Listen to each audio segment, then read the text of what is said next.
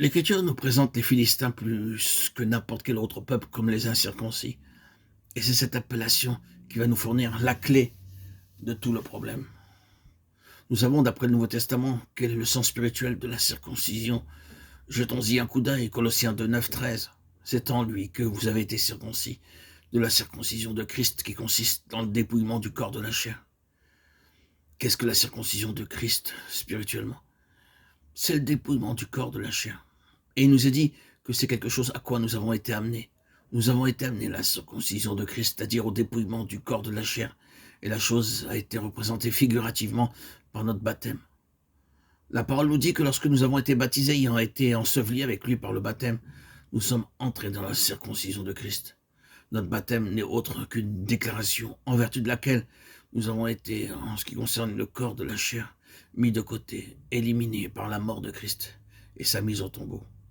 Voilà ce qu'est la circoncision interprétée spirituellement. Voilà le sens de ce symbole que nous retrouvons partout dans l'Écriture.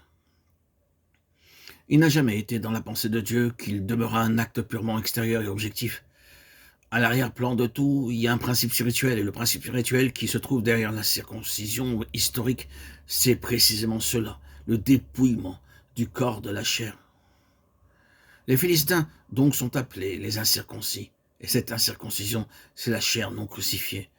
Le corps de la chair qui n'a pas été dépouillé, la chair, le principe charnel, l'homme naturel se montrant tel qu'il est et mettant la main sur les choses de l'esprit. Voilà les Philistins. Quand on arrive à ce point-là, on ne tarde pas à voir surgir des anomalies qui sont de vraies monstruosités. Dans la page d'histoire qui est sous nos yeux, les Philistins ne sont pas plutôt présentés que nous voyons apparaître Goliath de Gath, un des fils d'une famille de géants.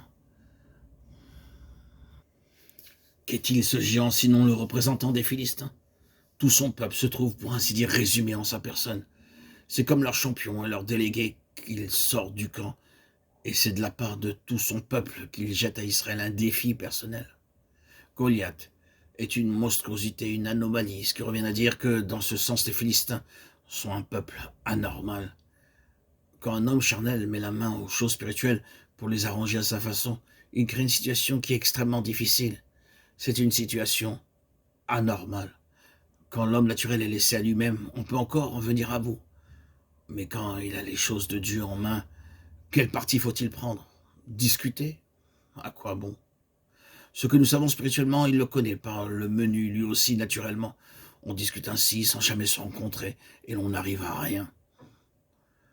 Combien de personnes qui possèdent toute la doctrine chrétienne, tous les principes qui s'y rattachent, à qui l'on n'a plus rien à apprendre, mais qui sont aussi charnels qu'il est possible de l'être, impossible de leur faire accepter quoi que ce soit. Ils n'ont pas de leçon à recevoir de vous. Cette manière de vous accueillir à elle seule montre à quel point ils sont charnels. Que faut-il faire pour en avoir raison? Oh, il n'y a rien à faire qu'à leur couper la tête. Symboliquement parlant, bien entendu.